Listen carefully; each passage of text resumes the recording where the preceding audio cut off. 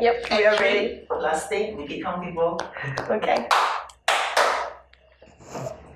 I don't know why I want to laugh before you even get a question. How do you think my miscarriage has affected the decisions I have made? How do you think My miscarriage has affected the decision I have made? I think in the past, you want kids, and you'll be like, I want it. Like stubborn, right? Yeah, stubbornly you want kids. Yeah. And I think it's fine that you want kids so much, but because you want kids that much and you're not getting it, it makes you upset. And right now, I think how you change your thinking or your decision is that now you feel that it's a gift and you don't want it. It's more like, I have it, I'll take it. Yeah. I'll take care of it, and I thank whoever who gave it to me. Myself. Yeah, or whatever. So you thank yourself and you thank My boyfriend. your boyfriend for giving you, for blessing you with the kid. Yeah. You don't want it, you don't need it, that kind of thing. Yeah, it's not like desperately craving for it. Yeah. And that's how a lot of people, like, they don't exactly have that mindset of they want to be a mom, and then they naturally just become a mom. Yep. Because when you want something, you will never get it. Yeah, that's true. It's karma kind of thing. Yeah, correct. So I feel that now you're more open-minded. Yeah. In the sense that you are taking it naturally and taking it slowly. I think I take things quite easy now. I'm quite laid back nowadays. Yeah, because of that things that the incidents that you've been through lah. Yep. It's true. Yep. What is the strength in me that you see that I am not aware of? Strength. You are a high achiever. Definitely a high achiever. But at times you lack of confidence to understand that you can achieve a lot of things if you want to. It's not that maybe I rephrase a little bit. It's not that you don't know that you can do it. It's just that you don't have that confidence to put a foot down and say, I'm going to risk it, I'm going to do it. You are a risk taker, I am not.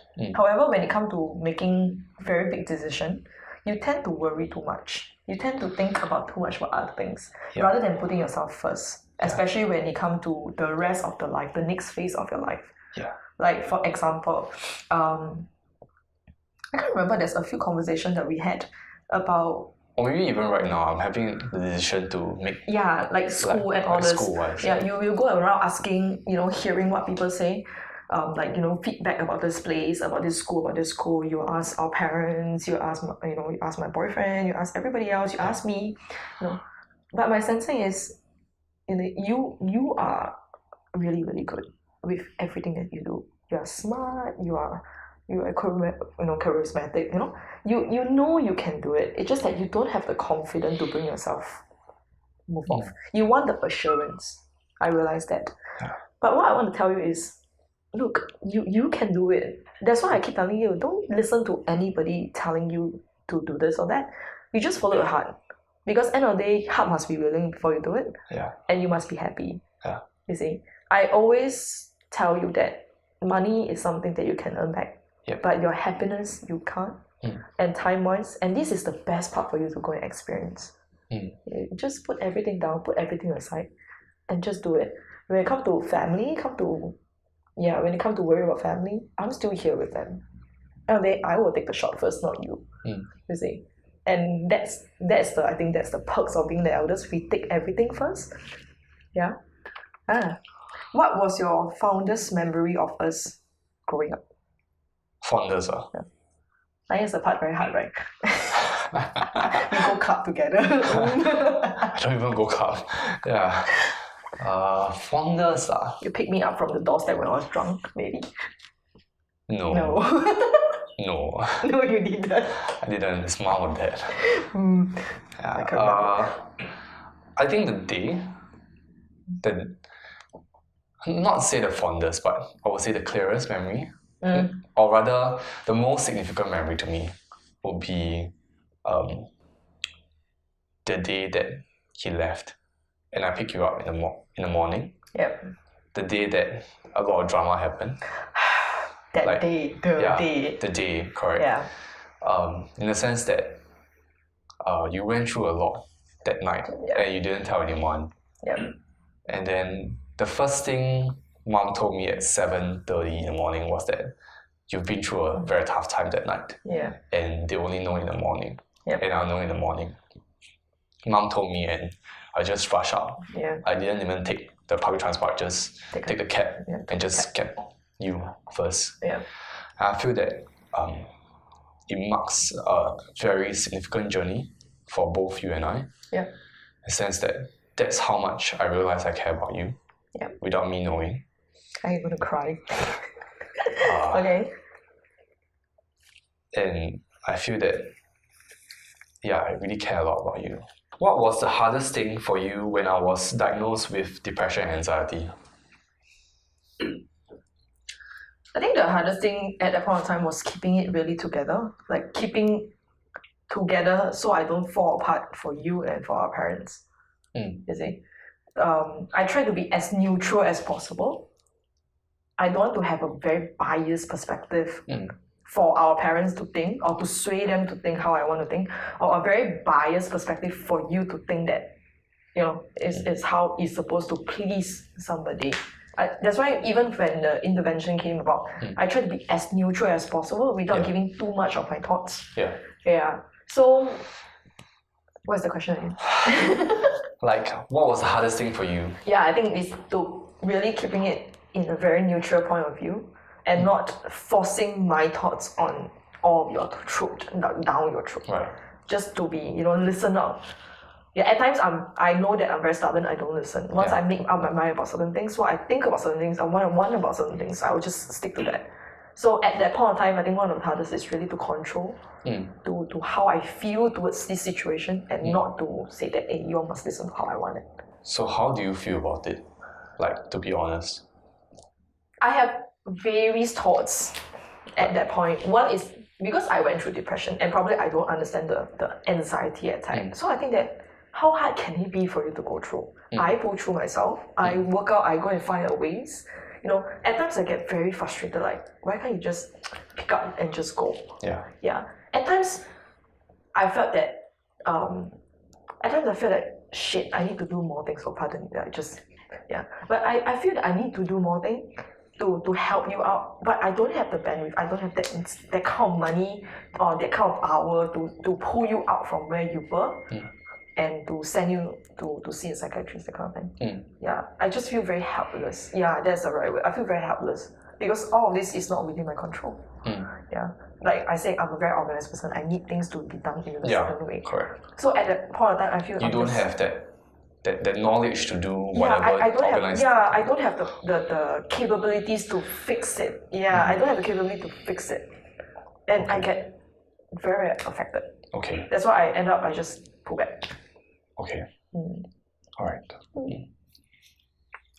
Growing up, were you ever jealous of me? I know, yes. How? As in, Because you always say I have more freedom. Okay. At that phase before you enlist to army, during your poly days, I think. Yeah. I think, yes. Of course, I was jealous. In the sense that I think when our family were well-to-do, you were at your peak period when you can explore. Yep.